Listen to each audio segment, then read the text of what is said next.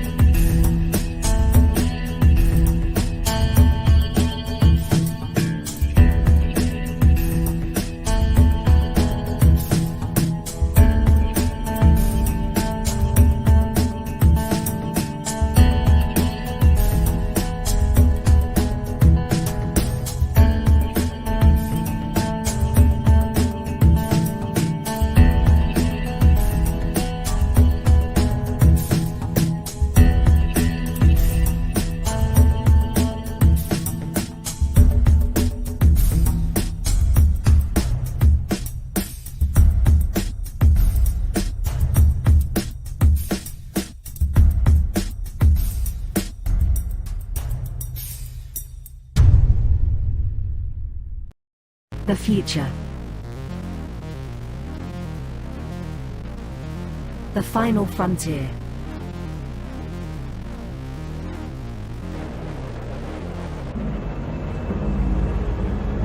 It has never been so uncertain as now.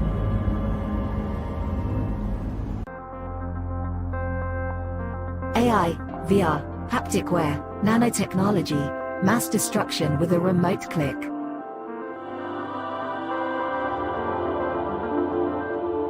Now we are finally seeing the true potential and dangers of an ever-connected and overly policed hyper-technological world. Have we finally become the architect of our own demise?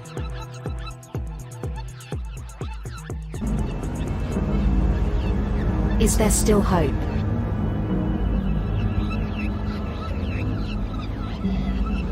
Welcome to the future.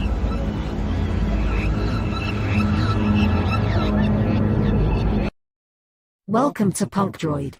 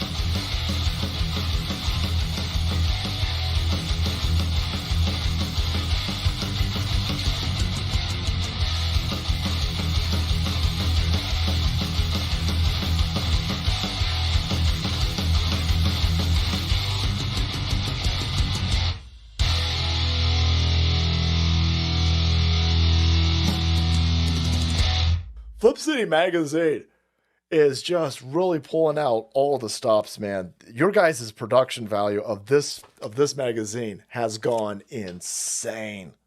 I mean, look at that. I mean, I remember when you guys, it was black and white. Even when it was black and white, I thought your quality was great. But damn, they have just, I mean, they just really stepping it up a notch. Look at this. James Corbett, boys. James Corbett. Genuinely cutting, but also funny, and obviously just chaotic and very fun. I love Flip City. It has brought new types of badassery and integrity to the print medium.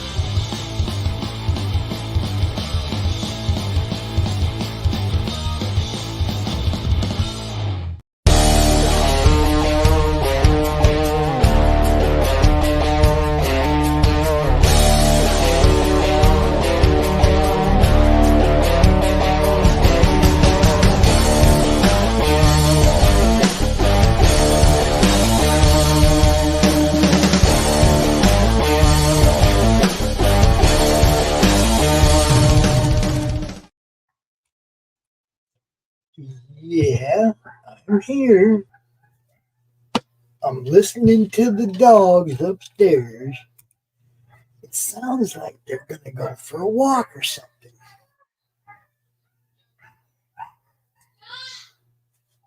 They're acting a fool. Yeah.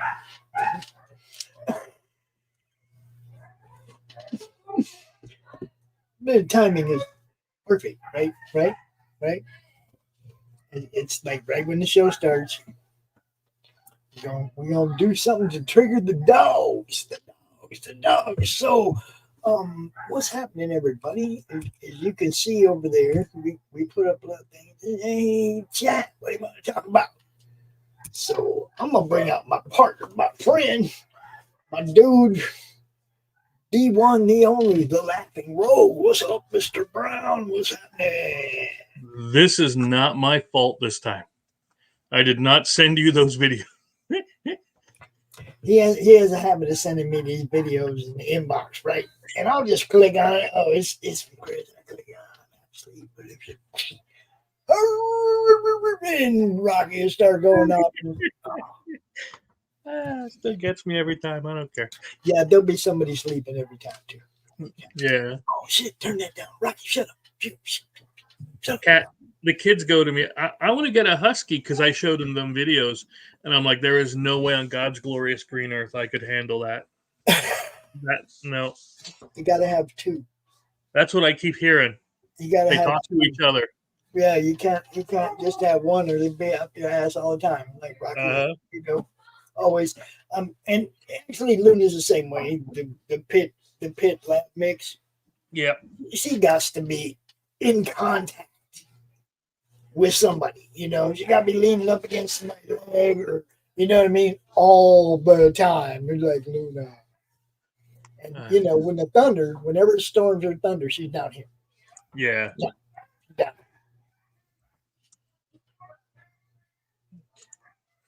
Sorry, just getting stuff ready. Excellent. That's Luna. Yeah. She's like, just put the leash on me and let's go. Just put the leash on, let's go. I had a nickel for every time I said that. So what do we have on the agenda for today?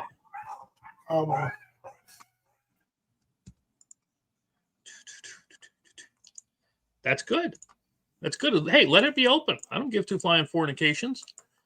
No, it's pretty much open for the first hour. We have Topper Helmers coming out at 6 o'clock to talk about Cloud Raiders. Yep, I was looking at his stuff. Yes. Cloud Raider Tales, I think it's called. Yeah. Stuff looks really good. He has quite the resume, so we're going to spend some time talking about his past and his present. He's also done some work with another friend of ours, Kurtz. So, okay. Don't forget. It's all action around here. Networking is good for you people. I'm just saying. Jeez, Rocky. Luna. Give me a break. Wow. Yeah, the cat and the kids, they went off to the park. So I figured I had a few minutes. I could come in and say hi and see what's going on. Well, it's always good to see you, my friend. Yeah.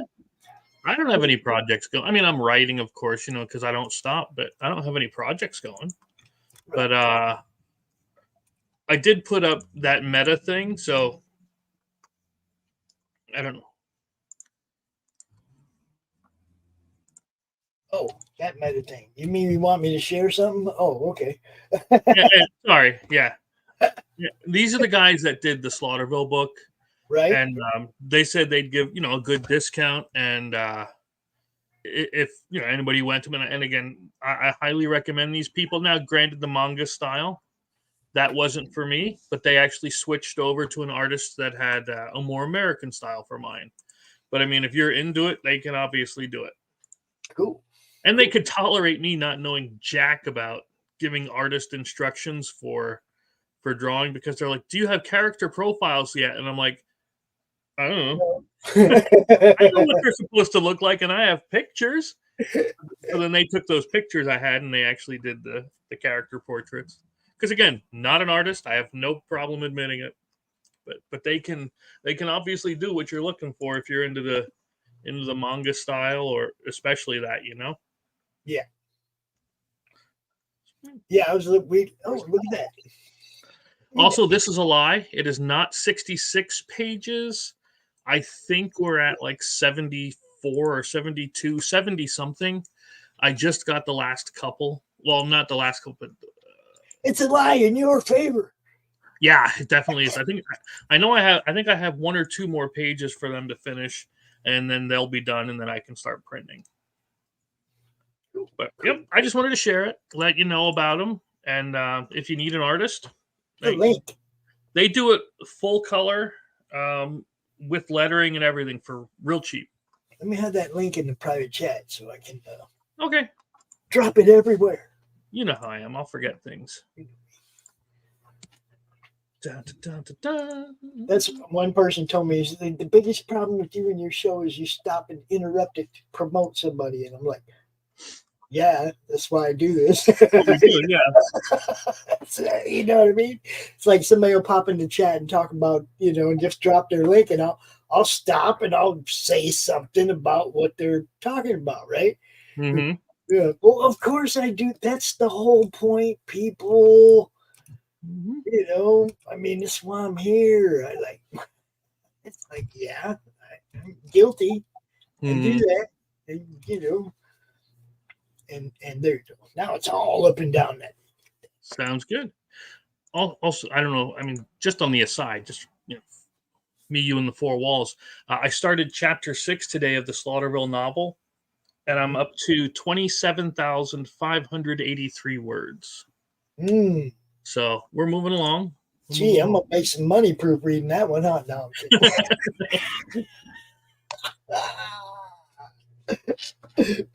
No, you can send it to me a chapter at a time. Well, I this is draft 1. I don't send anybody draft 1. Okay, but you know what I'm saying? When it's time to proofread, you can send it to me a chapter at a time. That way, it's not ready to print, and then you're waiting on me. Yeah. You know what I mean? If you have all but the last chapter proofread, I read the last chapter in like 20 minutes, and whatever. Send it to you, and off you go. Yeah. Print, I'm hoping to get 70 to 80,000 words in it. So that's my goal. But otherwise, what have you been up to? I got nothing to read. Huh? Nothing to read. Now, Topper told me he mailed out both them books today. Yeah. Okay, so I might have those.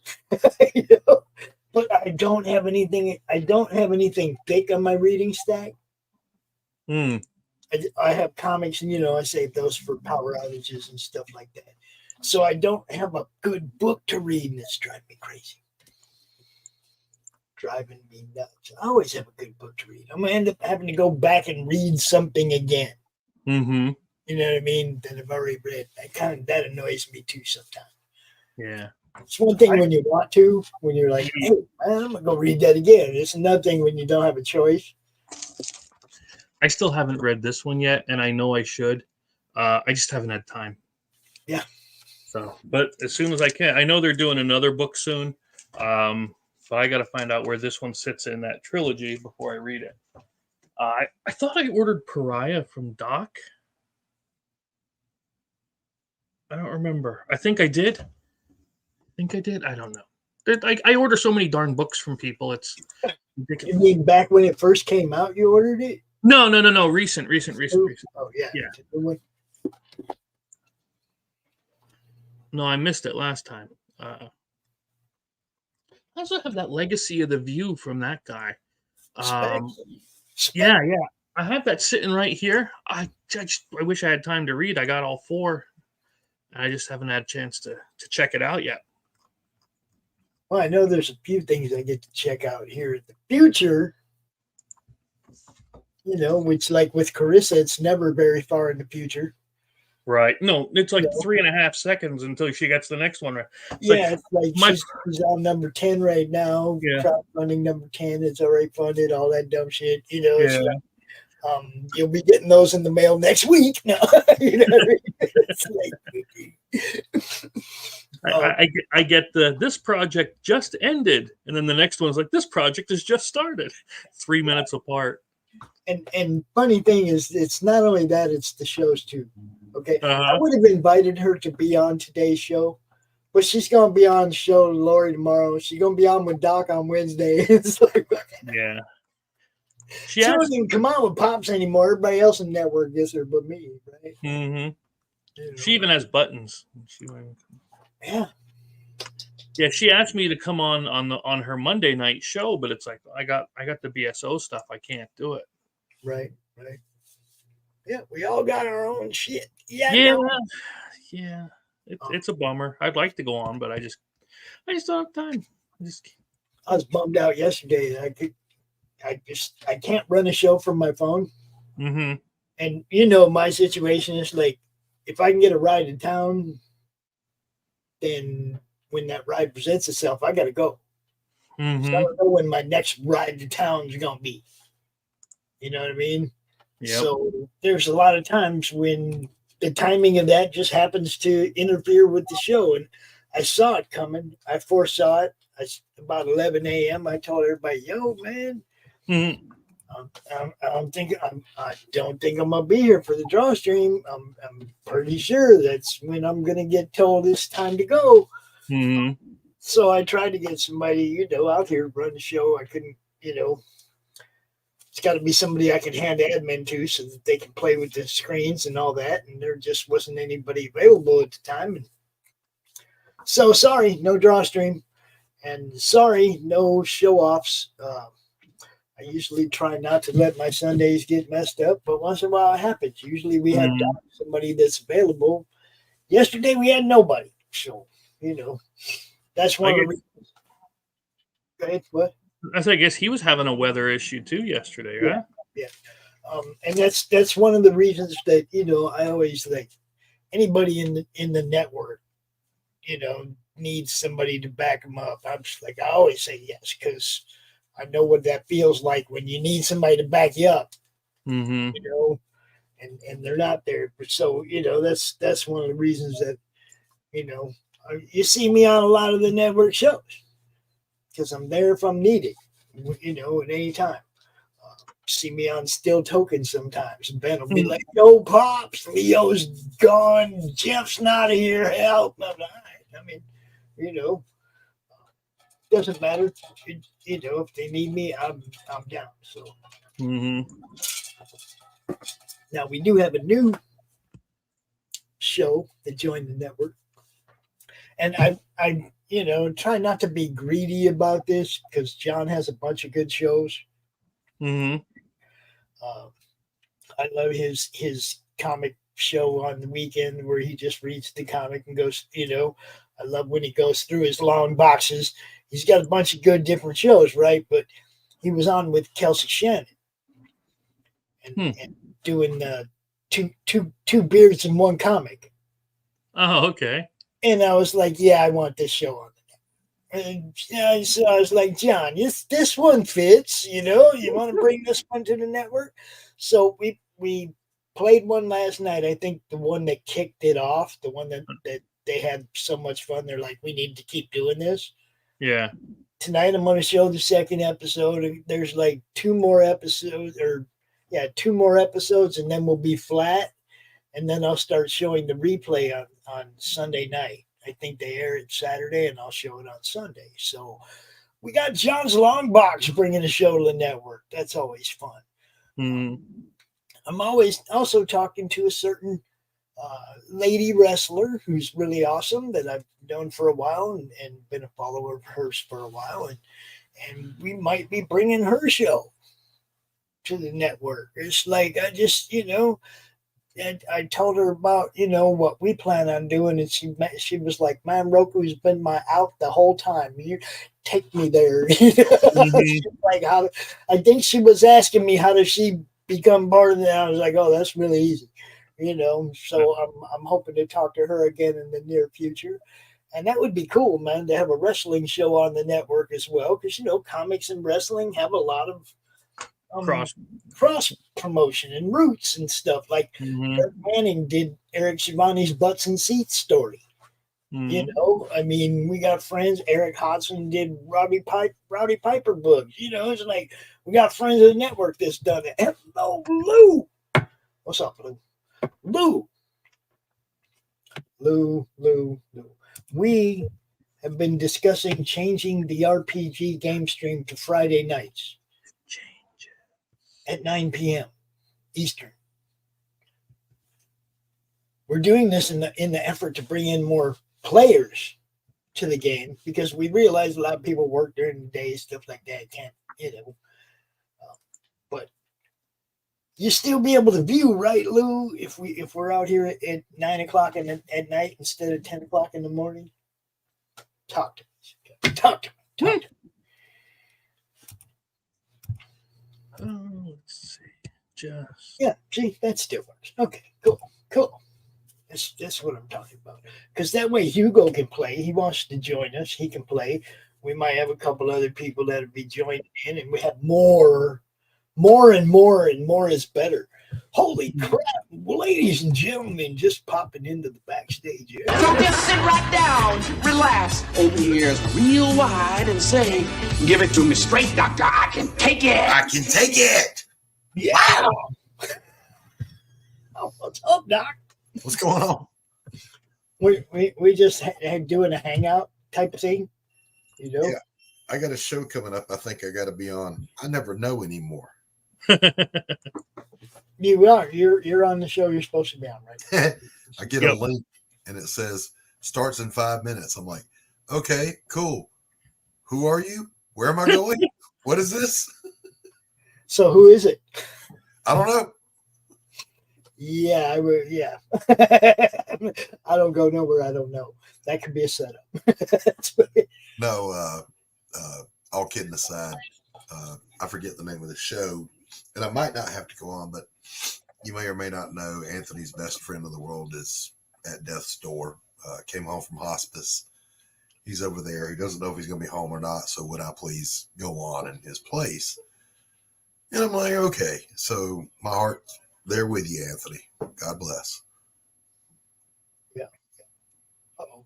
Stranger danger. But yeah, I don't know the show. I don't know the show runner there. I don't know the channel. But I hope you guys are doing well. Chris, you're muted. Okay. No, it's going fine. It is what it is, and it's a beautiful day in the neighborhood. Is it though? Oh, yeah. Always. Every day above ground. I am excited for our what's up, Grey Wolf? I am excited for our 6 o'clock guest today. Mm-hmm. Who is our 6 o'clock guest? Topper Helmers. Worked for Warner Brothers and Disney and everybody. And he also did work with Kurtzauer. He's got his own book that's funding right now. We're going to talk about. What was the name, Pop? Cloud Raider Tales by Topper Helmers. Topper Helmers? Yes. Well, right on. He's going to be out here about 6. If you do got to go and you can come back, Doc, by all means, come back. I think you and this guy would jive. Sure. Sure. I owe Warner Brothers my whole childhood. You see? See?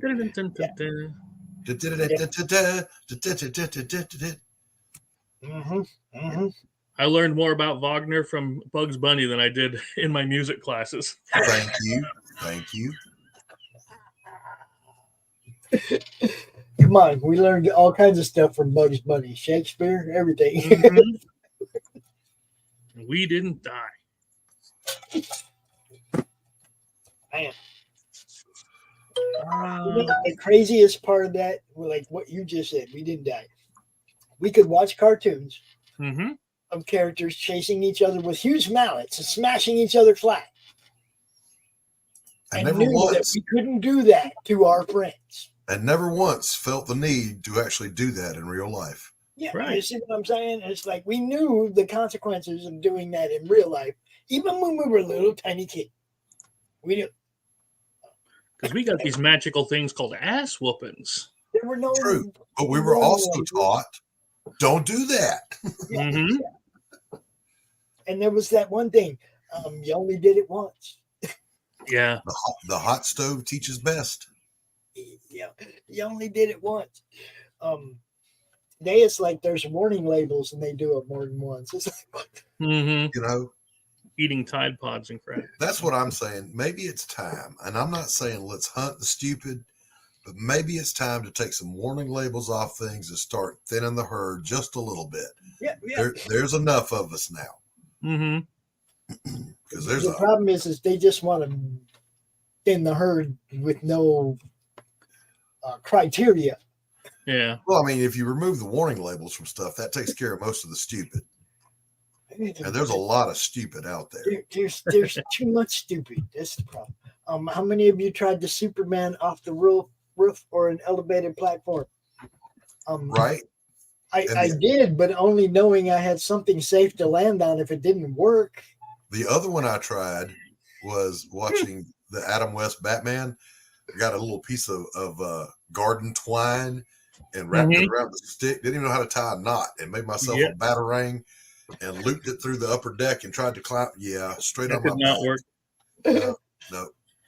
I used to climb to our roof of the house, and I had Good and Plenty's. Well, Good and Plenty's were because I used to read The Flash. They were my costume capsules. So red was Flash, of course. Orange was Aquaman, Batman, Superman stuff. So you take one, then you run and jump off the roof, and you got to do the pose. And then when you land in the grass, then you just roll. Tuck and roll, Grandma. You know what I mean?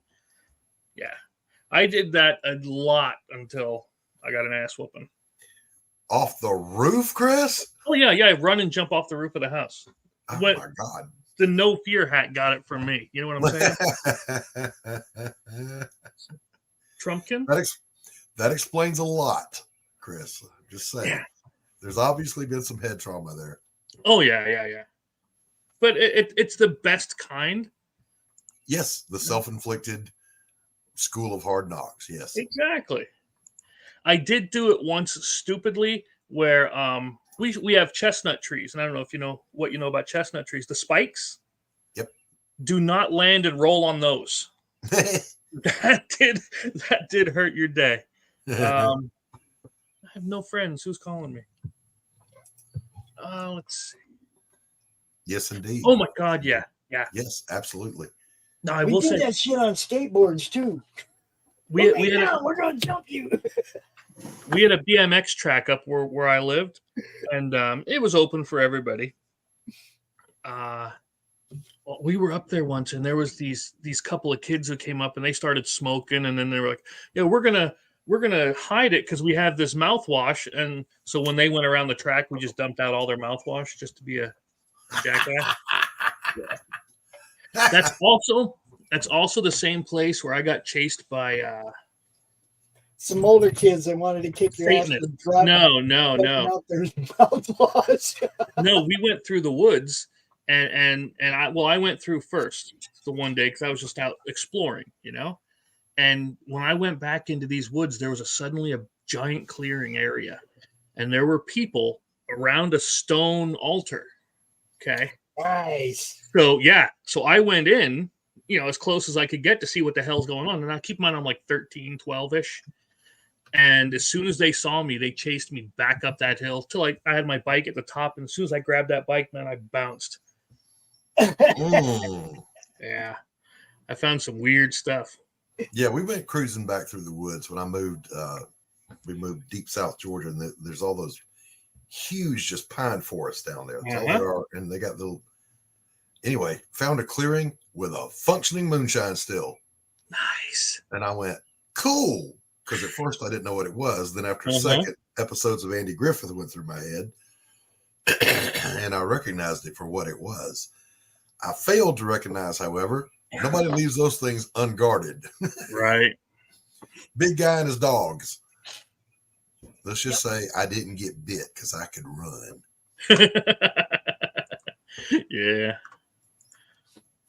But again, you know, it was all good time. That's what I was thinking too. Honest to God, I was thinking, or he was watching the Dukes of Hazzard.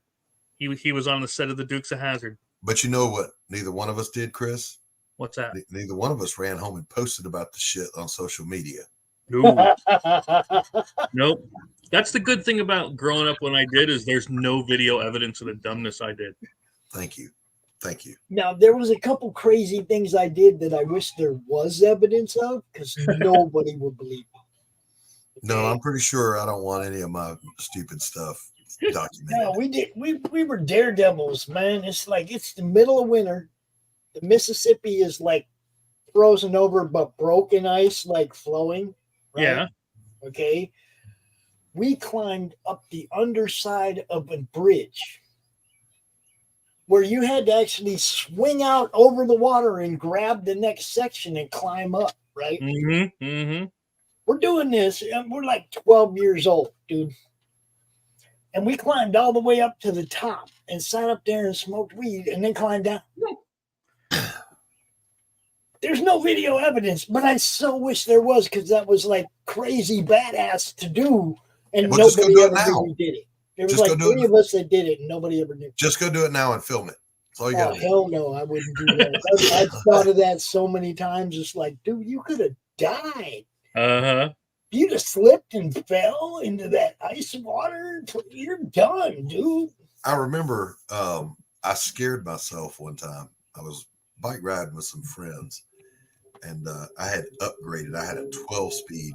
Ooh. And I'm going down. We got a hill, man. This thing, I don't even know how to describe it. It just goes on forever, and it is a steep pitch. When I passed a car, you now know that you are going what is called stupid fast. Yeah. Uh-huh. And now I have frightened myself because I know if I get on those brakes, I'm going to wipe out my human raspberry.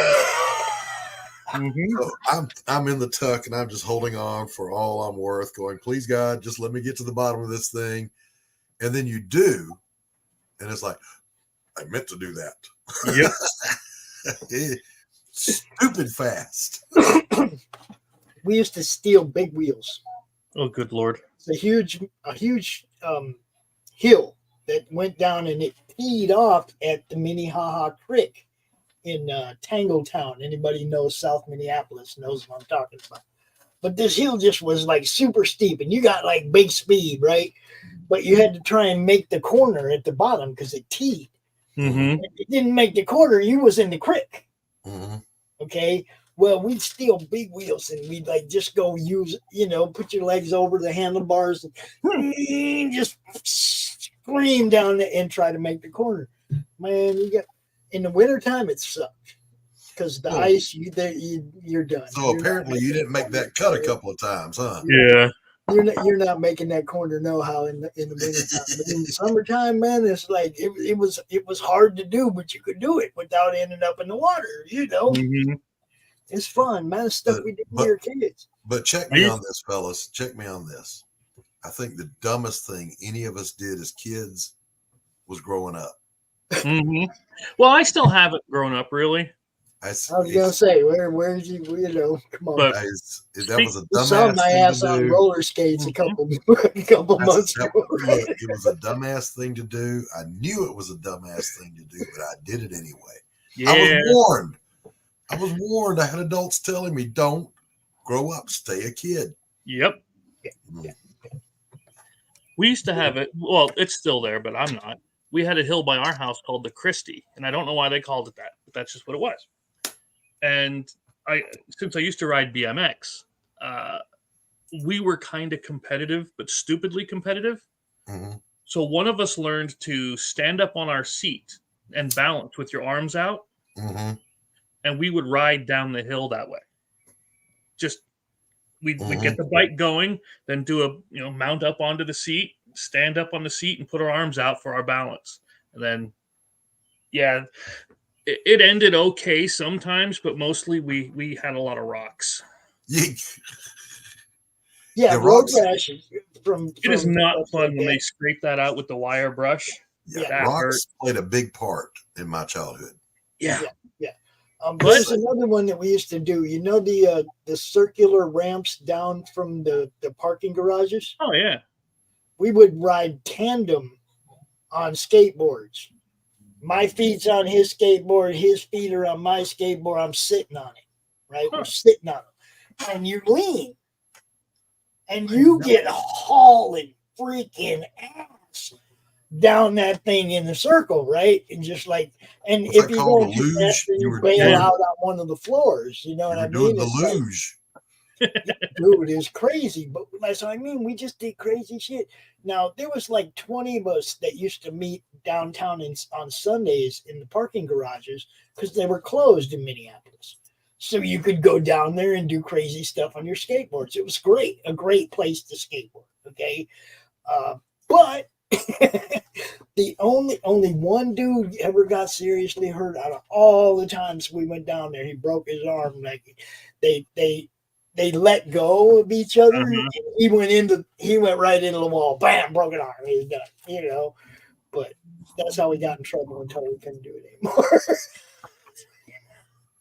Yeah, we did everything. The playing football without pads in the backyard in the mud. Yeah. You know what I mean? They don't do anything like that these days. Yeah, we would routinely, if you got injured, you better break something. Yeah. Because if it was short of a broken bone, you're gonna get your ass beat when you get home for being stupid. So you didn't even report your injuries. None of this screaming to mama and daddy about no. Yeah. You better Well, just man up. Here's a kick in the junk. I was 15, okay, right before I got my license. And this guy, God bless him, he saw me looking at his car that he had for sale. It was a 1970 Ford Fairlane 500. I called it the Blue Banana, right? It was just big, 302 and all that stuff. Yeah, man. This guy gave it to me, right? So I'm getting this thing all fixed up because I'm ready. At 15, soon to turn 16, I'm ready to go with this thing. My mother trades it in for an 85 Chevy station wagon when I'm at school. Yeah. You want to talk about pissed. But on the way home I took a friend home. And while I was coming on the way home, I wrecked. It was snow. A guy came into my lane, pulled off. Anyway, I got pissed off, pushed the car across the street. And while I'm in the ambulance, my mother goes, "Pray to God you don't make it." Because that's how it was back then. Yeah. I remember one time I was about to get a whooping and they saw that I was bleeding and they totally changed. You'll get the ass whooping later. Yeah. Hey, we got a little somebody in the back here. Yes, we do. Ladies and gentlemen, new to the network, somebody that I just recently became aware of. I'm sorry to say that, but it's obviously true. He's new around here. Mr. Topper Helmers, everybody. What's happening? How's it going, bud? Hello. What's up, Topper? Not much. What's going on? Not a thing in the world. Just old guys talking about old stupid things. Yeah, I'm a little early, I think. yeah, that's okay. Because So it's the best of times. that just means we all get to go home early. You see what I'm saying? Hey, I'm making cheeseburgers soon. If anybody's coming over, just let me I'll know be- so I know how to cook. I'll be there in 10 minutes, Chris. All right, cool. Don't be tempting me. See, I'm going through this. I have a health issue, Topper, and they all know that I'm on right, like a you liquid can't eat. diet. Right? They know I'm on like a mostly liquid diet, and they tease me all the time. Oh, Doc's talking about what he's going to have for dinner on his birthday, and now Chris and they're all getting me. Those barbecue ribs were amazing, baby. I made a pineapple upside down cake yesterday. It wasn't too bad. You know what I mean? Nice. See what I mean? They torturing me, brother. They're torturing me. That's what they're doing. But this is the first time I've gotten to meet you, but I've known Kurt for a while. Okay. When I was talking to Kurt the other day, I guess last week on this show, right about this time, and he told me that you were doing the work on his book, and I was like, wait a minute. That guy's been posting in the madness about his own book. He's doing your book too. Okay, I got to talk to this guy.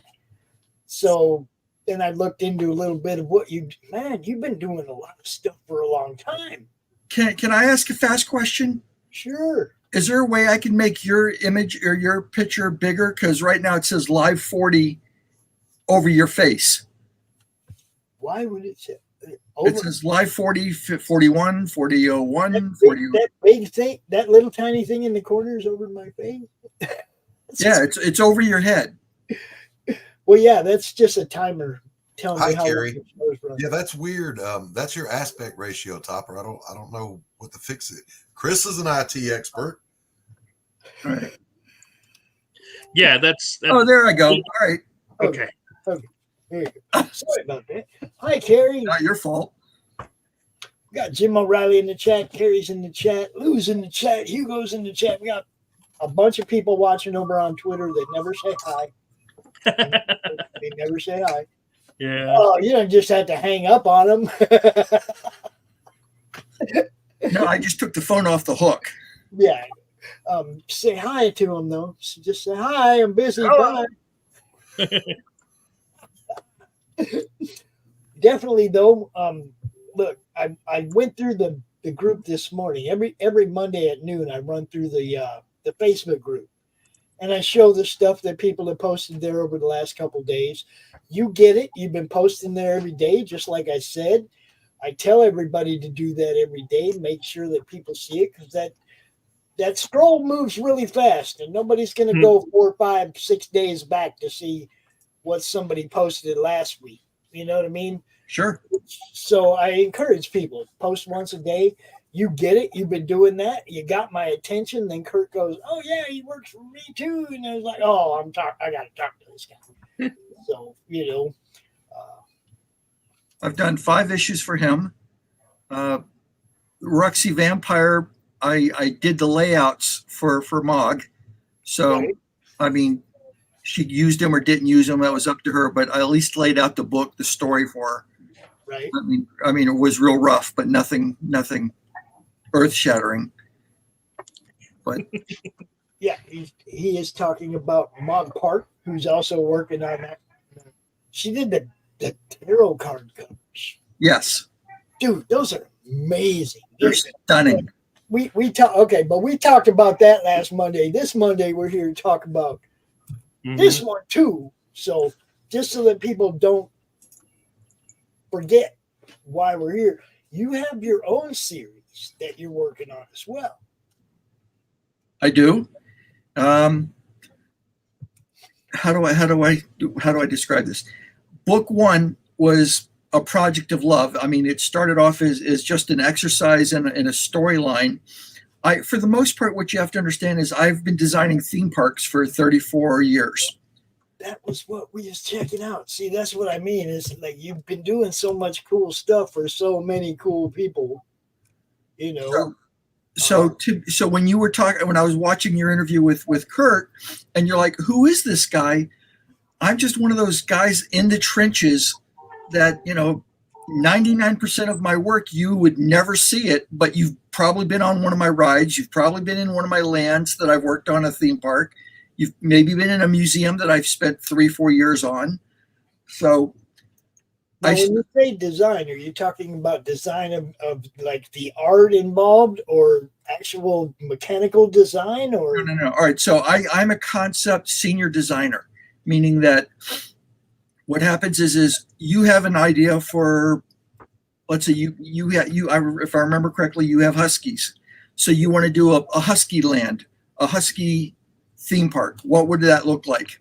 And you can describe it till you're blue in the face, but until a backer, and you're trying to raise money for your Husky land, but all of a sudden, the minute you can show an investor an actual drawing, then they go, "Oh, I get it." That's my job. My job is to sell a project. I don't care about where steel beams are, or air conditioner ducts, or plugs. I don't care about that. My job is to sell a project for you, to help you sell a project. And it can be anything from a popcorn stand to the whole bird's eye of the whole land. She said it would look like a whole lot of cuteness because Rocky always steals the show when he shows up. And yeah, Rocky is one of them Huskies. He comes down here and he talks a lot, too much sometimes. I've got 2 dogs, so I get it completely. Yeah, I think they're both tired out now because they went for a walk. So I don't hear nothing upstairs, and that's good. We can get this show done. They started the show up there doing their, "Oh my God, we're going for a walk" dance right when we were starting the show, and you couldn't hear me talk for nothing. So to make a long story short, Cloud Raiders. A friend of mine who pitches a lot of animation. He's a senior designer for Disney consumer products. One of my best friends came up with this idea called Cloud Raiders, which was an animated series about galleons floating through the sky, stealing the silver lining out of clouds. And it was pitched for toddlers. Right. And I'm like, yeah, no, I think we can do something much more interesting with this. So we got together and basically put together a little story called Cloud Raiders. And while I was working on that, I did all the backgrounds and the ship designs, and a friend of ours came in and did all the voiceovers, and we did like a 5-minute video. And Steve wrote the script, and my friend Scott Hemming, who is a big animation guy, did all the figure work. And like I said, I did all the backgrounds. But in my head, where the story was going, I wanted to do, do you remember like Journey into Mystery, with Thor, Jack Kirby? Well, he would do the story, the Thor story, but in the background, there was always a 5-page Tales of Asgard. And we had so many characters that I wanted to do the 5-page background story of Tales of Asgard. I wanted to do that kind of, take these characters and have their little adventures and little stories.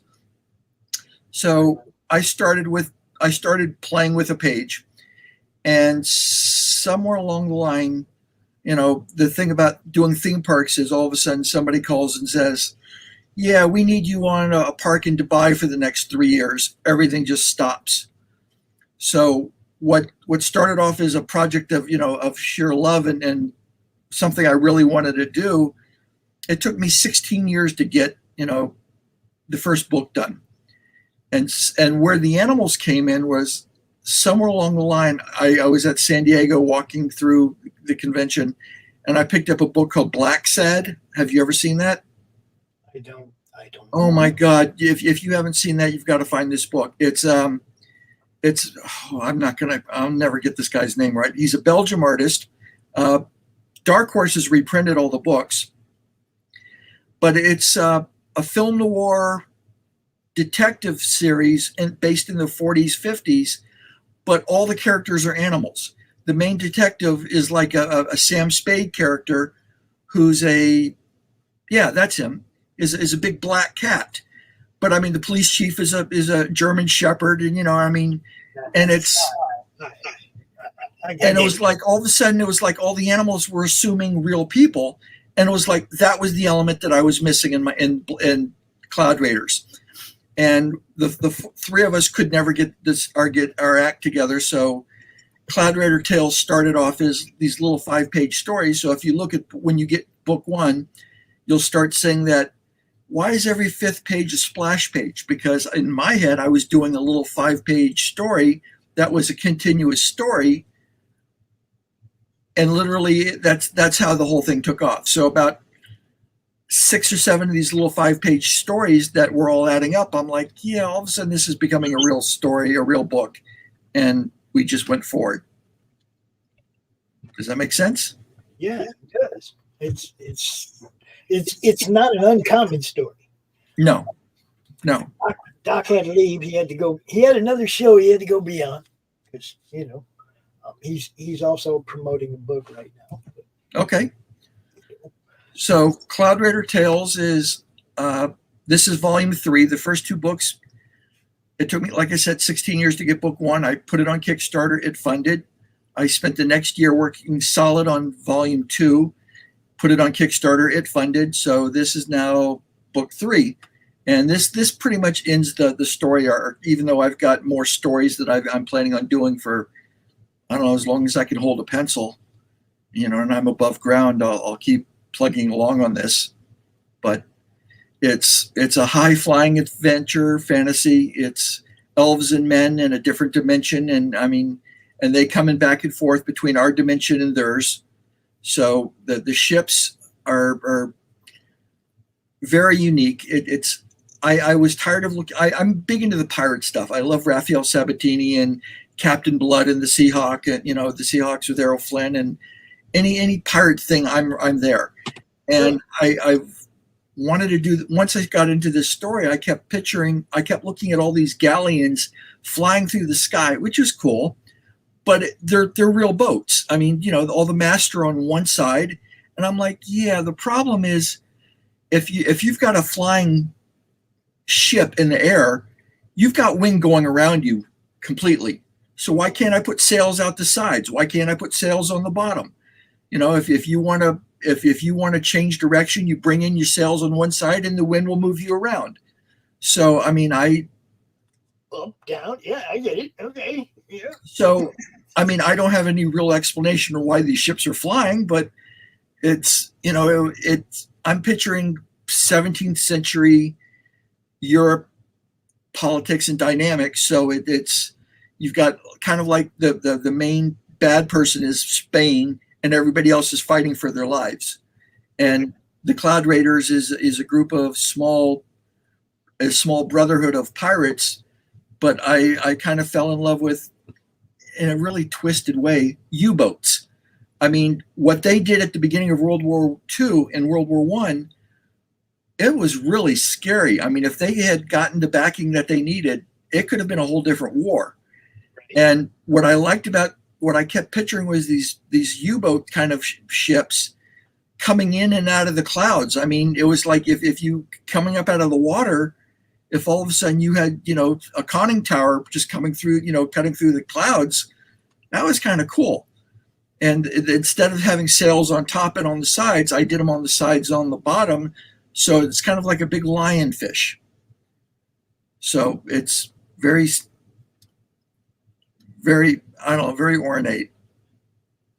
So am I talking too much? No, that's why you're here. Tell the people. Look, it's like Doc just had to leave, but one of the things he says is it's a sad man who sad dog won't wag his own tail. You got to get out here and sell. So, the more information that you can impart upon the viewers, the more possibility that somebody's going to go, oh, hell, I might have to go look at that. And that's what we're going to do right now. We're going to look at it because we talked about it this morning, but I wanted to save going through it for when you were actually here with us because I knew you were going to be out here later. So the designing theme park type stuff, that's cool because any of us who have been to a theme park, right, we know what you're talking about when it comes to making something that draws your attention visually. Like you're walking in the park and you see a ride or something, and if there's nothing to draw your attention to it visually, then it might not be quite as exciting. But if the whole thing, the murals around it on the fences or whatever, right? If it's a roller coaster, there's always that big building that people file into when they get on the roller coaster, and the walls of that are painted in certain ways or whatever. It's something that draws the attention. It sells the product. I love that you got to do that kind of stuff. That's cool. I'm still doing it. Last year I did a project for Imagineering, Walt Disney Imagineering. That's where I started in 1990. And I finished the year by doing a project for Universal Creative. So when I'm not doing that and working on Kurt's book, Spectres and Sabanian, my heart and soul is doing Cloud Raider Tales. So if you like that, I don't want to say a theme park mentality, but I can honestly say I'm a Disney artist. I had great teachers. I had good design, pushed in onto me. And so when I'm drawing this book, I'm not picturing little panels. I'm picturing Lawrence of Arabia. I mean, I'm drawing big epic backgrounds and figures and stories, and that's what I'm seeing. So I see there that what did you do at the Lincoln Library? Did you do a mural on the wall? What'd you do? Come on. Okay. Presidential Lincoln Library and Museum in Springfield. Have you been there? No, but it's not far. There may come a time. Okay. Well, how do I put it? I'm all over from the minute you walk into the front lobby and there's an information desk, there's a giant mural behind it with all these buildings that were all important to Abraham Lincoln. I drew every single bit of that billboard. I storyboarded pretty much most of the attraction, the hero's vision through there. There's several key maps of Lincoln when he was as a lawyer traveling through the different courthouses. I did all of that, so I'm all over the Presidential Lincoln Library. That is awesome, dude. See, that's historic, people. It's like that's next level. I like it. Topper, I'm glad I got to meet you today. I love history. My favorite thing to do is getting on a project that I get to do some research. I mean, because I'm never going to lose a project for you because I didn't do my homework. So if my job is to tell Lincoln and his life story, I'm going to give you everything I've got, everything I can find. I dig deep. So. And that also comes into play into Cloud Raiders. In book 2, it's called Palladium, and I don't know if you know a lot about the Trojan War, but a little bit. So to make a long story short, I'm working on Indiana Jones: The Ride for Disneyland. So I'm on the team. I'm the 4th person on the team. I'm the first designer, and for the first 6 months, we're trying to figure out, every Indiana Jones, you have to remember in 1990, the only thing that we had to work off of was 2 movies. The 3rd one hadn't come out yet. Mm-hmm. There was a handful of paperbacks. There was no comic books yet. And all the movie serials that we knew Spielberg and Lucas had watched to get ramped up for this. So, and all the indie stuff that we had access to, and Young Indy hadn't been on TV yet. So all of the Indiana Jones stuff, there was, it was always a race to get to the artifact before either the Nazis or before whoever else was trying to get to the artifact. So we were trying desperately to figure out, you're going to get on this Indiana Jones ride. What is it we're trying to get to? And in my research, I came across maybe 3 or 4 lines out of the Iliad about concerning the Trojan War, that the god Helena had given this wooden statue of a figure called a Palladium to the Trojans. And as long as you were in possession of this statue, you were undefeatable. And somebody sneaks two of the Greeks into it. They steal the Palladium out of Troy, and within 6 months, Troy falls. Mm-hmm. So that's the legend of the Palladium, the Trojan Palladium. Yeah, I think that was Ulysses that went after it. Okay, well, you could be right. I write it down in the book, so I tell you all about where this idea came from. It's funny that you brought that up, though, because when I was in 3rd grade, I had a teacher named Mrs. Vota, and at the end of the year, she gave me a box of books. And it had like math puzzles and all kinds of stuff. But down there in the bottom, there was a book called The Trojan War, and it was a kid-friendly version. Really? Yeah, it was like there was no gore. You know, I mean, yeah, you knew people were dying. It was a war, but it was like, it was written as a story. You know what I mean? It was like a kid-friendly version. And I read that, and that launched me into a mythological. I was a mythology nerd way before I was a comic nerd. It was only because I saw Thor on the cover of a comic book that I became a comic nerd. I'm right there with you. It's like, I was all into mythology. So when you ask about it, when I say, yeah, I know a little bit about the Trojan War. Yeah, I've been a huge fan of all kinds of mythology since I was a little kid.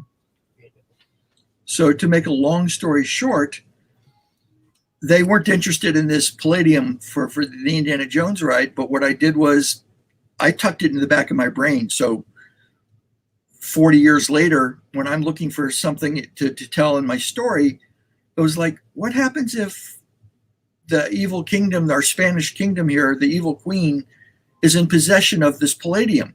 Because technically, once it leaves Troy, if you go on Wikipedia, for example, all of a sudden it shows up in Rome where the Vestal Virgins have it, and then it disappears, and then it's just gone from time. And in my world, that's perfect, because now I can go in and out of time or in and out of dimensions and take what I want. So in a true Humphrey Bogart Maltese Falcon moment, when I tell the story of the Palladium, how it goes from Troy and it's stolen out and it goes to Rome, and then it ends up in a couple other places where it just finally just disappears. And that's where my group gets it. So now the whole chase is to get to this thing. Now tell me that somewhere in the Lincoln Library you drew the Palladium. Tell me. No, I did not do that. Even if it was just drawn in there and one of them little pictures down the corner or something, it'd be like, I could have put so much weird stuff in there, but I didn't. I can honestly say it was a straight job. It would have been so hard not to like just add your own little touches to the history right there. You know what I mean? That's solid that you stuck to what you knew. I would have been challenged to not throw a little Easter egg here and there. Nobody would have known but me what they were, but you know what I mean? It was like, I'd have been challenged not to do that. So we got stuff. We're talking about a book, people. We're talking about a softcover and hardcover edition. Roughly 96 pages, 83 story, and I'm assuming some art and stuff, right? Some additional story information on how this book came to be. Couple copyright pieces. Other than that, it's a solid book. So now I'm assuming 1 and 2 are approximately the same size. Book 1 is roughly about 94 pages, and I think it's closer to about 75 to 77 pages of story. Book 2 is like about 80 pages of story. But again, the books are all about 95, 96 pages. I put some pin-up pieces in the back.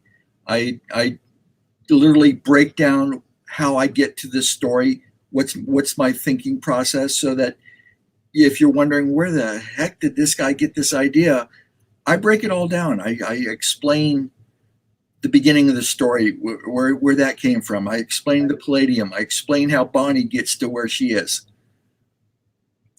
Cool. Now I see you have a CB4K tier. Okay, there's a group that I've been affiliated with for a while, which is Comic Book for Kids.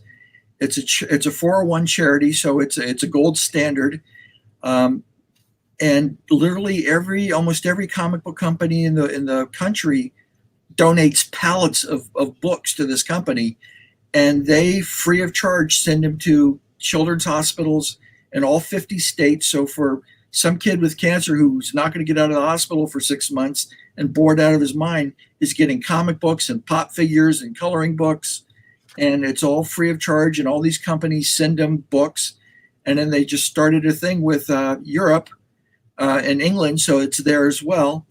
And then they also, I had a little something to do with that. Somebody from England saw us promoting them on our show, and then got a hold of Mark, and that's how the European thing happened. okay. I want to show this because I like what you're doing here, and we have also been a proud supporter of CB4K for years. So for every book that is donated to them, I donate another one or two. And That's so I think last year I donated, or for book 2, I think it was close to 60 books. And even though it's not for small infants, it's more of a younger teenager to young adults, or to any age, I suppose. Most of my copies went to the military, because they also are a very big supplier to the military. So I'm good with all of that too. Yeah, they also have comics for the troops. Yes, they do. I have a commercial, a little like 30-second spot that I play for them at the end of our shows. Okay. Because they, like I said, I've been a friend of Mark's for a while. Okay, and actually received an award from them like 3 or 4 years ago for promoting what they do and stuff.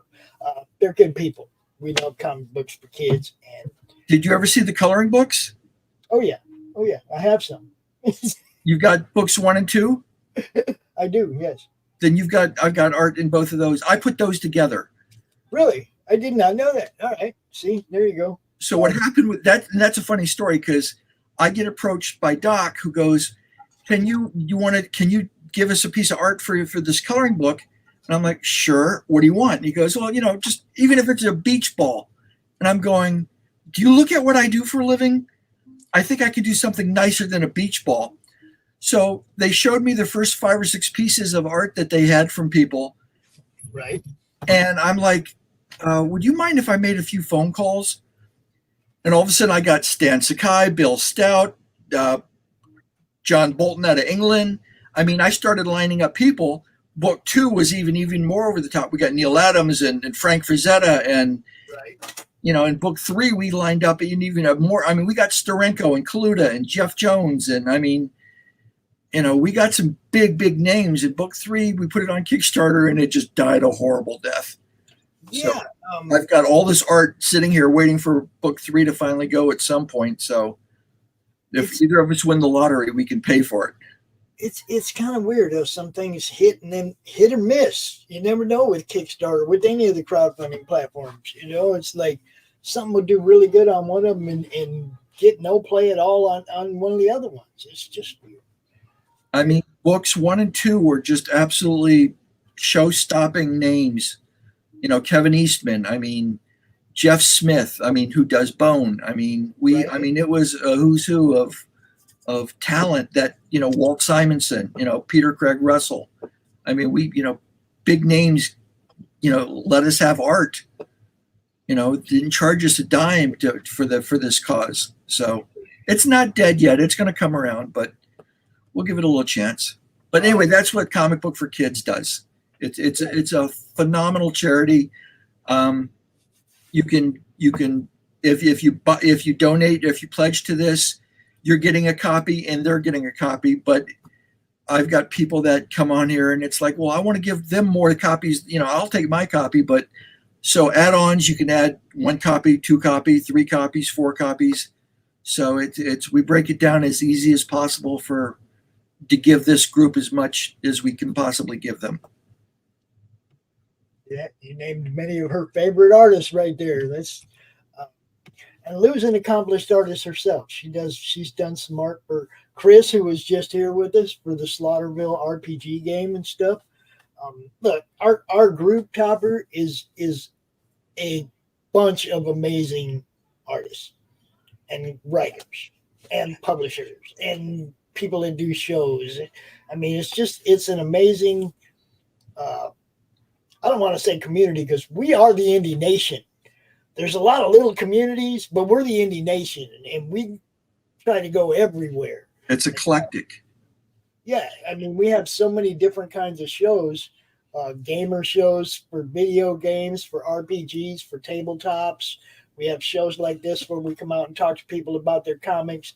We have people that come out and talk about comics, and horror movies and Western movies and just all kinds of different stuff on the network, because I want to bring in that crossover fan. You know what I mean? I do. And that's what the whole network was built on, was the bouncing fan bases off each other. So what we're doing right now, hopefully, is introducing a lot of people that may not know who you are. I've been my comic career started in the 70s when I apprenticed under Val Merrick when he was in Youngstown. Paul Galassi lived up the street. Craig Russell was not too far away up in Akron, by Kent.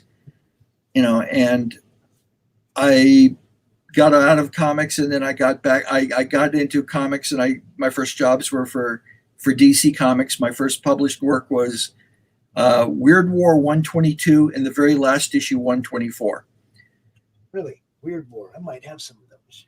Yeah, the very last 3 issues. The 122 and 124 is the very last issue of Weird War. And then I've done a handful of, it seems mostly independent stuff. I've worked for Eternity Comics, Malibu Comics, Eclectic Comics, little one-shot stops. You know our boy Roland then over at Malibu. Used to be Roland Man? It's been forever since I've seen him. He does 3 shows on our network, bro. Okay.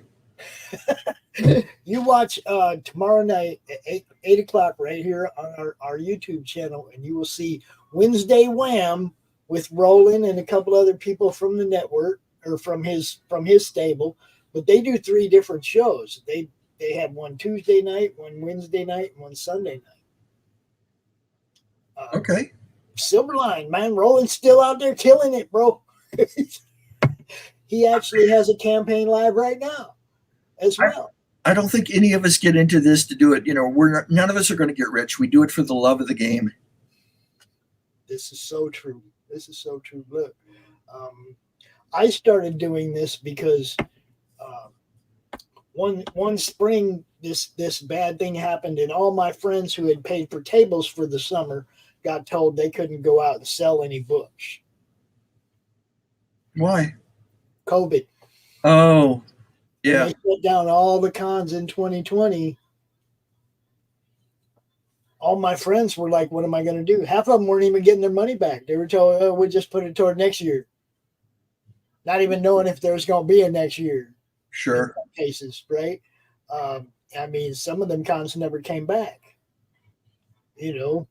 But for me personally, it was like, oh man, I got all these friends going. What am I going to do? So I started a show called CromCon. And Topper, I came out here once a month for a whole weekend, 12-hour, 2 days in a row, 12 hours, one creator after another, for all day Saturday and all day Sunday, once a month for 39 straight months. And the only reason I'm not doing it right now is because I'm trying to build a Roku network and take all these shows to Roku, man. I got plans too. You know what I mean? Wow. Well, good luck with that. That's what we're doing right now, because we got a ton of shows on the network. Chuck Dixon's show is here, Mike Barron's show is here. We're growing, and I want more. And the more we take to Roku, the bigger splash we're going to make, and get some of these people some TV coverage as opposed to, fighting on the internet with the algorithm. I hear you. You know what I mean? So I love this kind of stuff, but my history comes in from just trying to help people, really. Well, I appreciate just getting a chance to talk. Well, we're right now live on 7 different platforms. You're on Twitch, Twitter, Facebook, a couple different YouTube or YouTube channels, a couple different Facebook groups. We're all over the place right now live. So, that's what I do. It's my job. It must be storming here because both my dogs are down here. Oh, yep. That's what happens when it starts thundering here. I got a black one on sitting on my foot. The person who just piped or who just posted in, yeah. So, do you know Val Merrick? This person? I'm assuming she does. Val's a great guy. I lots of fun stories with Val. You'll find that a lot of people that are in our network, all because we've been doing this for a while, they're all getting to know each other and they all interact, and before you know it, they're like, it's one big family. Yeah. You know what I mean? That's what we're building here. I'm not trying to be the next anything. I'm just trying to serve the indie comic industry, man, as best I can by putting eyes on what they do. Now, what you're doing here, this you got the reward tiers, you got the physical copy, which the soft cover. Okay, so every soft cover I do a fast sketch in every book. So if you pledge, you're going to get a drawing. The two books that you're getting, books 1 and 2 that I sent out today, have drawings in both of them. Oh, dude. I mean, but I mean, if you want a really nicer drawing, that's the hardcover sketch edition down here. So that's a much nicer drawing where I spend a little bit more time than 5, 6, 7 minutes doing. Yeah, but I mean, I have some great sketches that only took 5, 6, 7 minutes. So, it's like, well, when I can spend a half hour to a couple hours on a drawing, it's a huge difference between that and. Yeah, she met him at just from the cons, she said. But isn't that where bands meet you guys? That's where we meet you guys.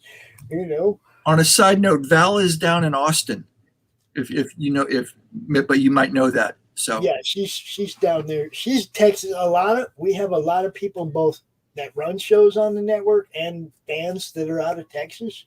There's a lot of those guys in Texas. A lot of indie creators down there. Tons. Val was also one of the artists that gave us some art for the coloring book. Yes. And he obviously gave Lou some good advice. Lou also is an amazing artist in her own right, and oh man, the stuff she did for us was crazy. As a matter of fact, I can even show you a quick piece right here. She did that of me. Oh, very nice. And that's just the head. It's a full body piece of art, but that's just the head. I love it. I've been using it for Avatar ever since. Very nice. Oh, Jill Morning. Hey, Jill. There you go. Welcome to the madness, Jill and Brian. This is what we do. Jill, I have this really bad habit of giving everybody in our chat a wrench so that they can drop links to campaigns that either are their own or their friends, and just make sure that anytime you see us live, it's okay. Drop links to Topper's campaign if you want. You're more than welcome to. That's another thing we do in the network. It's all cross promotion, networking, everything we can do to get people seen. So, by all means, take over. It's all yours. You are a moderator now. So let's see. We've got pinup. I've got pinups that I did special just for Cloud Raiders 1 and 2 and 3, and what didn't sell in 1 and 2 have been put into 3, and then there was new art added. So that's $350 to $400 for a nice pencil, full 11 by 17 sheet. So I don't think that's terribly outrageous compared to some of the prices I see original art selling for. It's like last week. We did an auction, and I sold some Bill Moss art for. People got steals on it because I don't know. I guess people just didn't want to fight for a good piece of art, but I mean they got steals on this art, and yeah, I watch his streams, and people pay $300-400 for one of his pieces all the time, but at our auction. People walked away with it for much less. No. It's crazy, If you collect art like I do, then those days feel like they're long gone. It's weird, isn't it? It's, like I said, it's hit and miss. No matter what it is you're doing, yes, it's hit and miss. It's getting seen in the right time. It's getting seen in the right place. That's why we try to just blast this stuff all over the place, man. And then what I'll do is I'll make some shorts from this afterwards, and we will post them over the next week, linking back to the show to bring people, the people that don't watch the shows, the one that just got that real short attention span. We got something for them too, to draw them back to the show to look at your camera.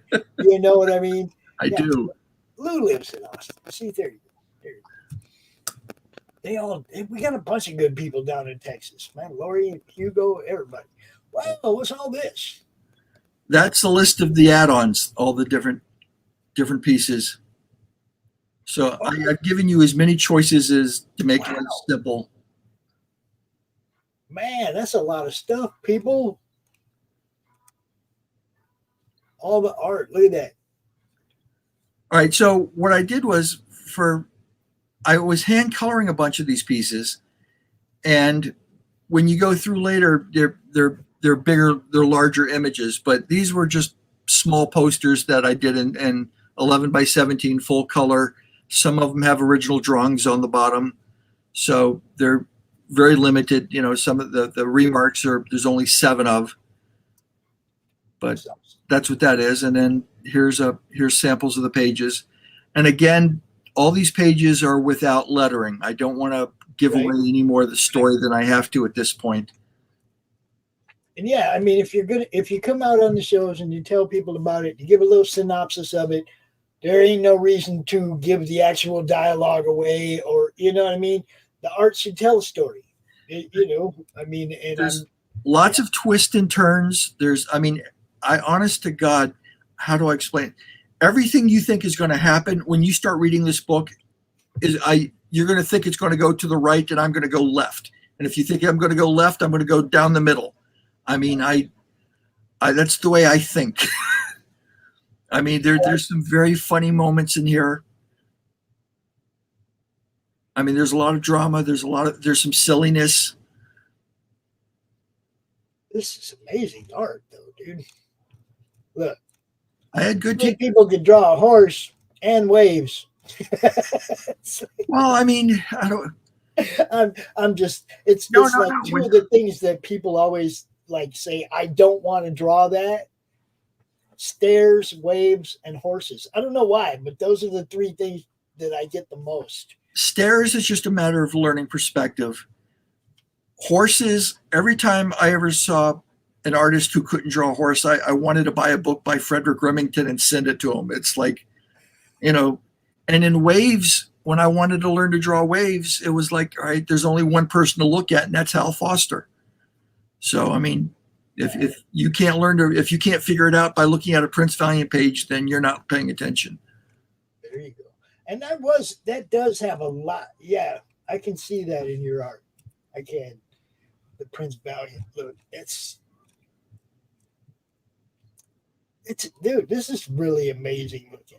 I'm glad I waited until you were here with me before I started looking deep into it.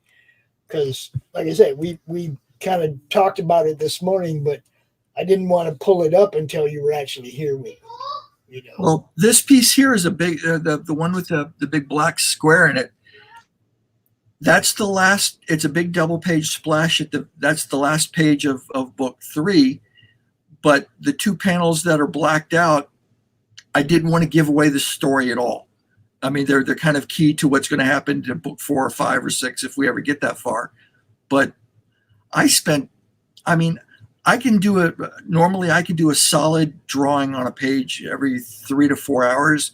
I spent 3 days getting this ship right, every bit of rigging and every bit of sails and ropes. And I wanted to make sure I did it right. The rigging on that holds the cannons back. I wanted to get it right. So I do my homework.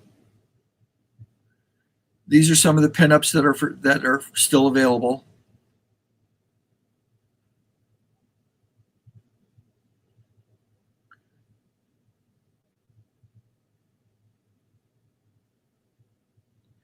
I'm looking at these now and I'm going, these were done 2 years ago. Wow. Who is this one? Is she an elf? Okay. So the story in book 1 starts off in Iowa with a young woman who's, to make it a long story short, wants to be a comic book artist. And she's got a cousin who's telling her all these stories about the Cloud Raiders that she's drawing. And basically what you find out, without giving away a lot of the story, is he's actually a Cloud Raider sent on Earth, in Iowa, currently in Iowa, to protect her from what her real background and history is. So the story is she's going to get dragged back into the world of the Cloud Raiders, where she wants to be a pirate, and things don't go that way at all. So everything that, like I said, if you think you know where the story's going to go, trust me, it's not even close. This is one of the main characters in Elf. This one is an elf, though. Yes? Yes, she is. Her name's Fern. And then Captain Mana and Fola. All right, this is one of the other pirates. One of our pirate brotherhood ships is a ship called Black Cat 8, and it's all cats running this. And Captain Mana is the captain of this particular ship, and Fola is her first mate. All right. So you have that the soft cover with the drawing, and you have the hard cover with the drawing. Yes. And this is I'm assuming the catch-up tier with volumes 1, 2, and 3. If you want, all right, and the cover for volume 2, I did a different hardcover than the soft cover. So Okay. there's 2 different covers for book 2. Book 1 is the same. Book 3 is the same. But so if you're only interested in the hardcovers, and those are limited, I only did 100. I only printed 100 of those. So it's not like I've got hundreds of thousands of them. I don't. First printing, guys. Get it while it's a first printing, because 20 years from now, when it's been printed 4 times. From your lips to God's ears. I look at them all that way, man. And I've a few people now that I've met over the last 4 years doing this that did a first printing and sold out. And I have those. I have issues of those. And it's like, I love when they go to print the second printing of anything, because I got to have the first printing always, That's just me. I'm a collector on top of a huge fan, this just. I don't know if you know this story, but oddly enough, if you collect illustrators like I do, like N.C. Wyeth and Howard Pyle and the Brandywine School, Maxfield Parrish and stuff, if you're collecting like the Scribner's Children Classics by N.C. Wyeth, there's people out there who go, I've got to have a first printing. And I'm like, but why? If N.C. Wyeth or Maxfield Parrish was contracted to do 18 plates for a book, and when the book was ready to go to print, he had 10 of them done. That's all they went with. So if he got 2 more paintings done by book 2, the second printing, then you had 12. So like Maxfield Parrish's Arabian Nights, it's not until you get to the 5th printing that you get all 18 paintings that he did for the book. Right. But if you had to have a first printing, thank you. If you wanted a first printing, you wouldn't be getting all the art that Maxfield Parrish or N.C. Wyeth or any of these guys did for their books. Right. But as a collector now, some of these people that I've talked about, I've got their first printing. They went back and they re-edited, remastered the first edition, right? And yes. They fixed all the little errors, and they did this and they did that. And it's like, I don't care. I got the first print. That's fair enough. When it came off the press, because as a collector, that's the allure, especially if it's a low print run. I mean, hell, if they printed 1 million of them, who cares, right? Yeah, well, that's Cloud Raider Tales, the hardcover 1, 2, and 3 is 100 copies. There you go. That's it. Soft covers between 300 to 400 copies. So it's not like we're even 500 or 600 or even 1,000. I'm not even there yet. No, that's what I mean. It's like all the small publishers. That first printing is usually a small print run. That's why I like to get in on it. Now if it becomes like popular and you have to print a whole bunch more, that's awesome. I mean, so far the books that I get pledged on Kickstarter, once they're out the door, the books that I have left are what I've been basically taking to conventions and selling one at a time and building up a mailing list. So hopefully the next volume will go much better. And it's a slow burn. It really is. Now there is also another new crowdfunding site. Nope, not Indigo. A new one. It's like only a year old, not quite a year old. It's called Fund My Comic. It's 3% fees. Really? Now, it's not only 3% fees, but you can set up a storefront for your backstop. It's Fund My Comics? Yeah, fundmycomic.com. Just go check it out. For a year old, there's a lot of money passing hands over there. I was impressed with it because it was created by a comic creator. He built this for comic people. It's not lawn chairs. It's what I mean. It's okay. Comics. Okay. I just wrote it down. Thank you. Yeah, it's pretty awesome. Like I said, it was built by a comic creator, so I got behind it. I like what he's doing, building something for you guys that's not just based on 10%, 7%, 10%. That's a lot of that's a big chunk of money out of what you raise. Yeah. And he gets that. He brought that cost way down. And, like I said, you can set up a storefront. That's the part I like. You can set up a storefront and sell your past issues and just sell them. People order it, you ship it to them. There's no waiting 30 days for the campaign to end, or you know what I mean? You just go straight into direct sales. I like that part of it too. That's smart. Yeah, it's cool. Go check it out. Tell them Pop sent you.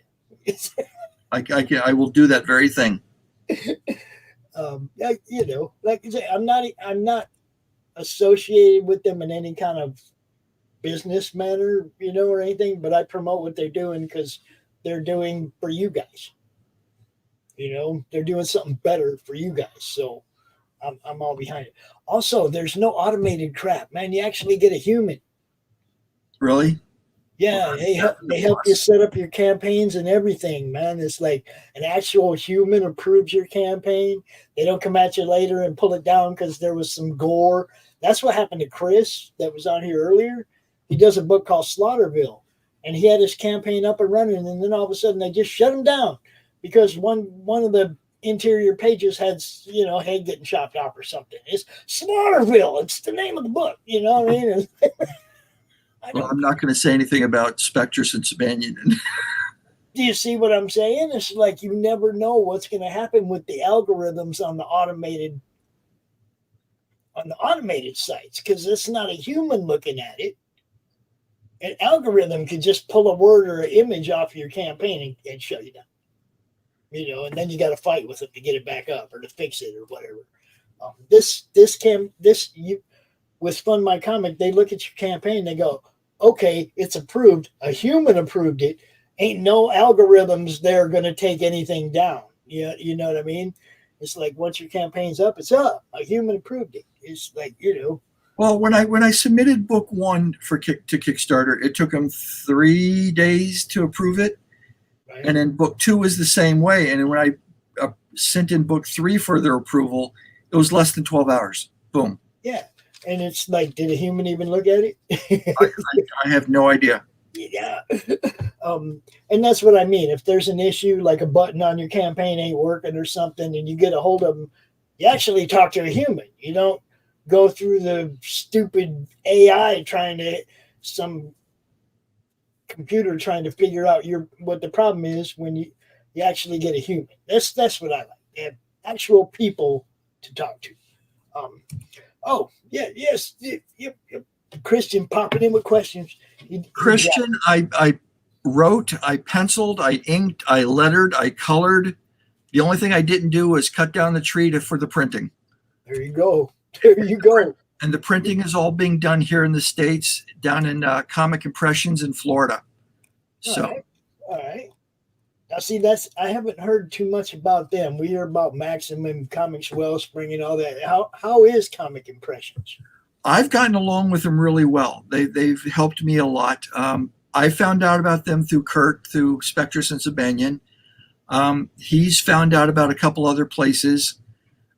A place here in Illinois, another place in Michigan, and I reached out to the Michigan place, but they don't do hardcovers. Yeah, that's Comics Wellspring.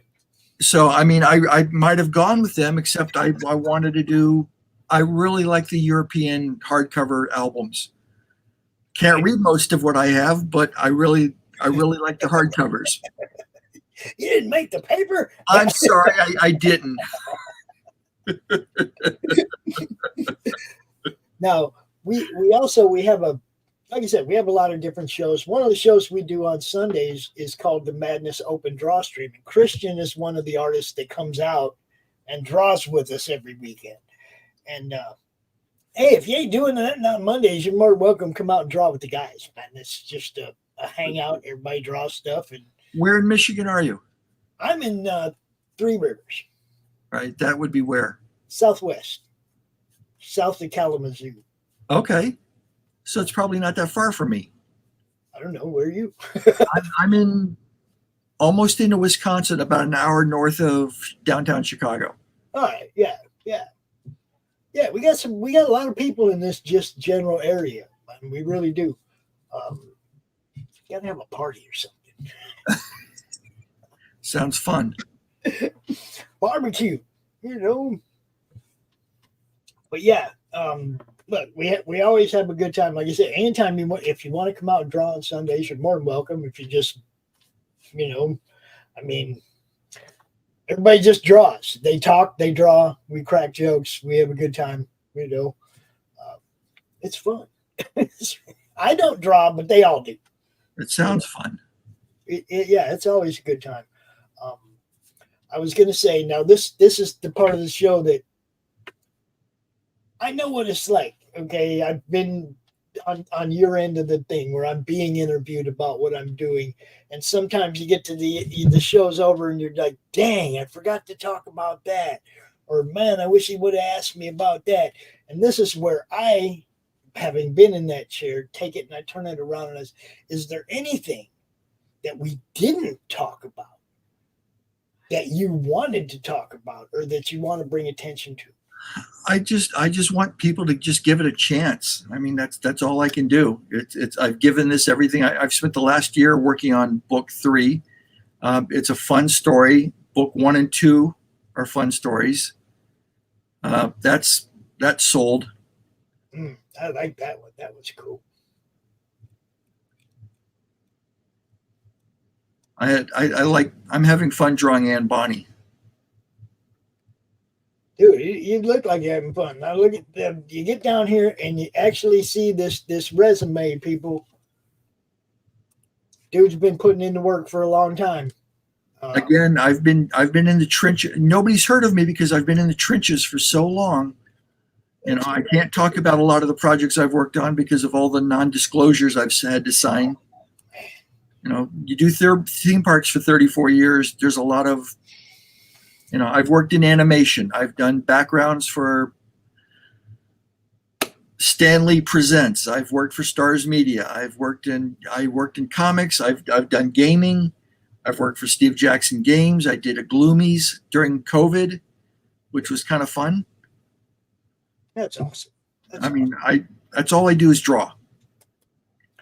It's one of those guys, man. He's been out there doing it for so long. Nobody knows who he is, but we're going to make sure people find out who he is.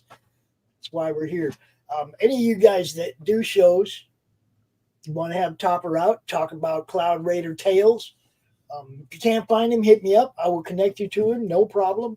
But where can people find you, Topper? TopperHelmers.com or Topper14 at AOL.com. Very old school. He said AOL. I've had that account for what, 40 years, 35 years? I don't know anybody that is.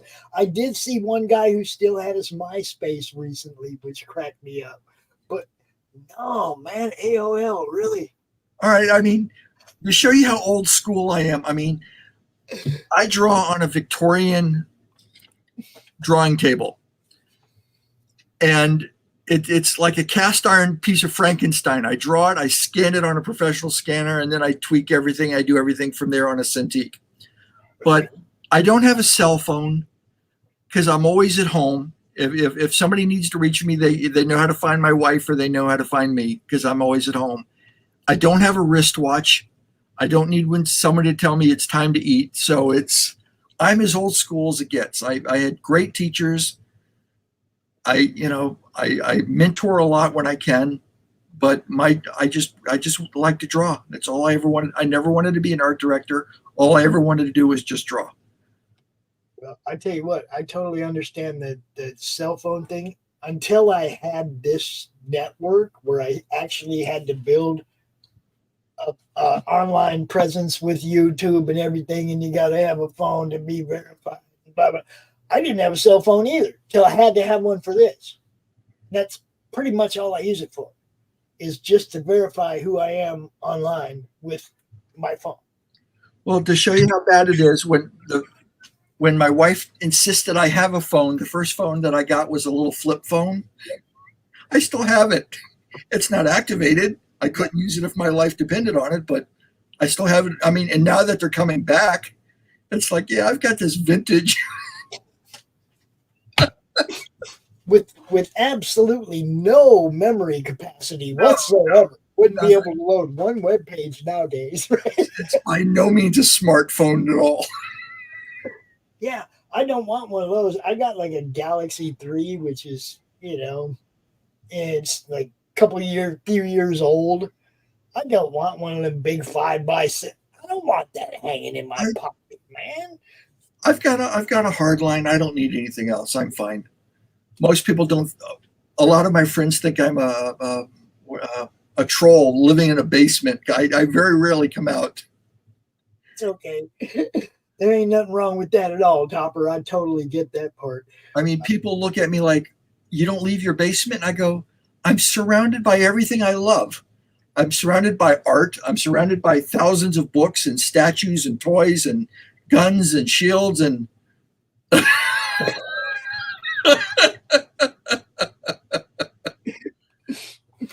yeah, you can look at your box of old cell phones and see technology at just keep getting, I don't know. I hesitate to say better and better, but what is up, Canvas Film? What is up? Another awesome creator. Dude, this network is full of awesome people, Topper. I'm glad you found us, and I hope you are around for a long time. You and me both. Everybody wants you to go check out Topper Helmers Cloud Raider Tales right now. I'm going to drop this link over here one more time. It's awesome stuff. This guy has a resume that it leaves me kind of speechless. Come on, the Lincoln Library, man. Come on. I swear I am all over that museum. My art is everywhere. See, now I want to go there just because of that. I mean, I know the dude that did that art. I know the dude that did that. Yeah, I want pictures in front of the murals that you've done. Yeah, I'm going to do that. I'm going to get somebody to take me there. Springfield, somebody, we got to go. And that's the kind of weird stuff I do. You watch it 2-3 months down the road, you'll see me post a picture of it from the Lincoln Library standing in front of one of your pieces of art. Watch. Works for me. All right. Like I said, anything else you want to cover before we shut this thing down? No, just please give it a chance. That's all I ask. I mean, that's all I can do. Go check it out right now. Kickstarter. You got Volume 3. You can get 1 and 2 as well. Like close to 100-page books, man. Good. Donate a copy to the Children's Hospital. For kids as well. Comics for Kids. And thank you for reminding me. Well, I'll make sure we play that ad on the way out of here, just like that. Because there is a CB 4K tier, we will play the CB 4K spot. Topper, thank you so much for coming, hanging out with us, brother. I will definitely be talking to you again. How much time's left on this thing? I don't know. Well, let's look. How much time is left on this? 19 days. Oh, we're going to talk to you again before it's over, all right? You just let me know when. All right, brother, for sure. We're going to talk to you again before it's over. Okay. That's how we do it around here, people. Now, because there is a CB 4K tier on this campaign, we're going to play that spot. Check it out. Comic Books for Kids provides comic books to kids in hospitals and cancer centers across the U.S. It's a place where we can all work together to make sure every child has a comic book. 100% of all proceeds go towards the kids. It's about making a difference, and while they're in the hospital, allowing them to fly like a superhero, battle dragons, or rescue teddy bears. We are in every state in the country and now support over 160 hospitals. Every month, we add more. Visit cb4k.org. Glamorized and embraced by Hollywood, feared in the underworld, Benjamin Bugsy Siegel was one of the most powerful men in America. He was also one of the most hated. The man who gave birth to Las Vegas was gunned down in the luxurious home of his glamorous lover. Almost 80 years later, his murder remains unsolved. Who killed Bugsy?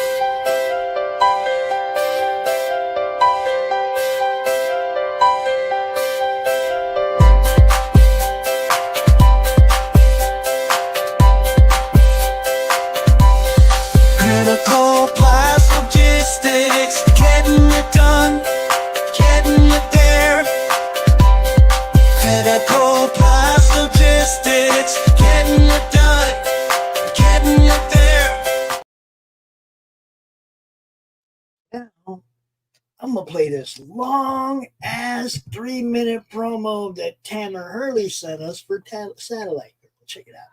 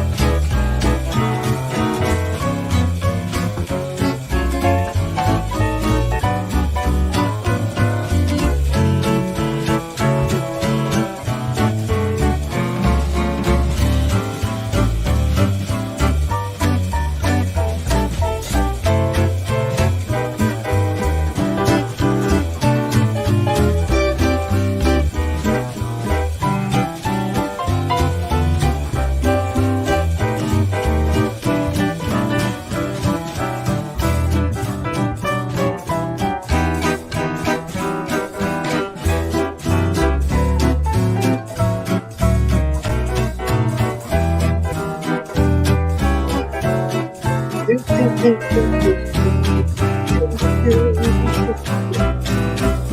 is a long ass film, though, man.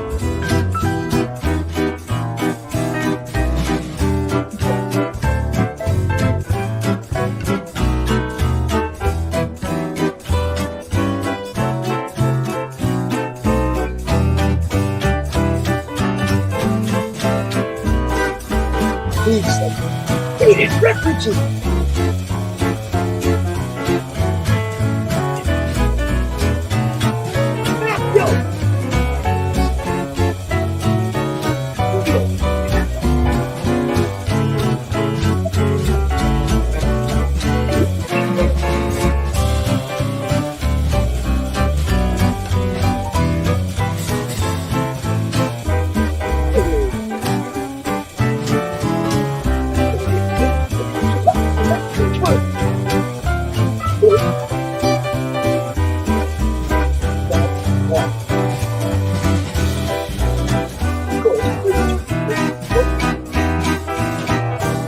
That's what's good.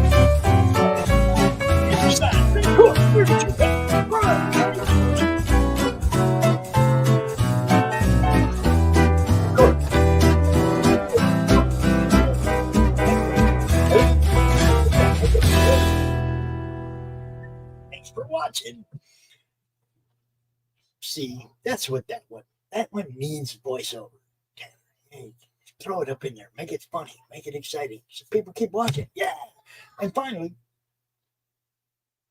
Topper did work on this too.